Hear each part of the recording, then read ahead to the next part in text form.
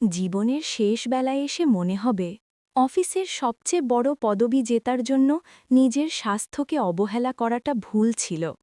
যার জন্য দিনরাত খেটেছি সেই সম্পদ আমার শেষ দিনটাকে 1 ইঞ্চিও বাড়াতে পারবে না।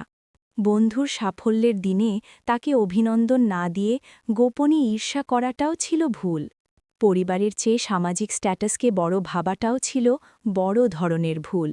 শেষবেলায় মনে হবে সারা জীবন যা যা কিনতে চেয়েছিলাম সেগুলোর কিছুই এই বিছানার পাশে নেই।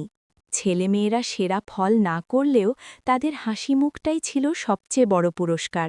বিলাসবহুল ভ্রমণের চেয়ে পুরনো বন্ধুদের সঙ্গে 1 কাপ চা, এটাই ছিল মনের আসল শান্তি। শেষ সময় খ্যাতি বা ক্ষমতা নয়, প্রয়োজন শুধু যন্ত্রণামুক্ত একটি ঘুম।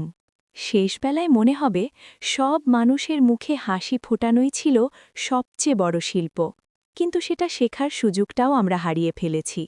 আমার হাত ধরে দাঁড়ানো দুর্বল মানুষটির কৃতজ্ঞতাই ছিল জীবনের সত্যিকারের প্রাপ্তি, কিন্তু সেটাও অনেকেই অর্জন করতে ভুলে যায়। পৃথিবী ফিকে হয়ে আসার মুহূর্তে টাকার অঙ্ক বা ক্ষমতার গর্ব কিছুই কাজে আসে না।